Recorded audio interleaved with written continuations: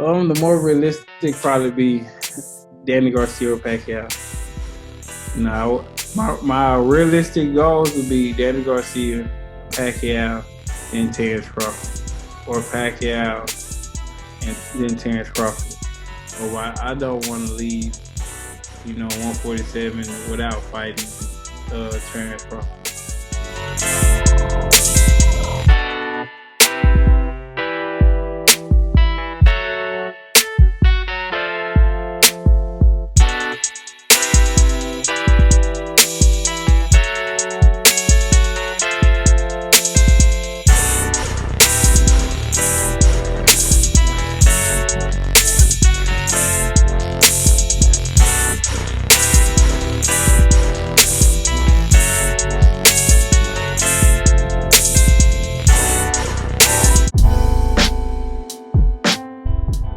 Unified welterweight champion Errol Spence says he has 3 more fights at 147 before he moves up to 154.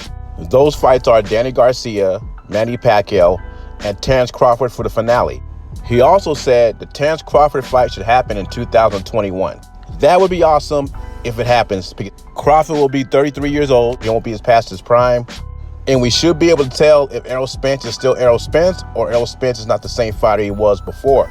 I think Pacquiao's next fight is Mikey Garcia, but according to Bob Arum, the Pacquiao and Crawford negotiations are serious, and that could put a monkey wrench in Errol Spence's plans, because if Terrence Crawford fights Pacquiao first, then 3 things are going to happen. The first thing is Errol Spence will be no longer the A side. They'll both be unified champions. It'll be a 50-50 split in the purse, as I see it. Number 2 is he could get it there with Danny Garcia and not look impressive, still shaking off the rust. He would need another opponent. He already said he is not fighting Yordenis Ugas because he don't have a name. But then again, he fought Carlos Ocampo. You figure it out. They both were mandatories. And the third thing is this. Would he just forget fighting another opponent and fight Terrence Crawford, then move up to 154? My personal opinion is this. I think Errol Spence at least need 2 fights before he thinks about getting in the ring with Terrence Crawford. If that fight happens, it would be late 2021. Another interesting thing Errol Spence said, he said he wants to fight to 34. So that gives Errol Spence 4 more years in professional fighting, and that's the end of Errol Spence. He also says he doesn't view any of the present welterweights as being a threat. If that was the case, he would have fought Terrence Crawford a couple of years ago instead of trying to age him out, and also he would have fought Yordenis Ugas. He wouldn't care about nobody knows him in boxing. Boxing fans know who Yordenis Ugas is, and that's what boogeymen do. Boogeymen are doing the chasing. Boogeymen are not being chased.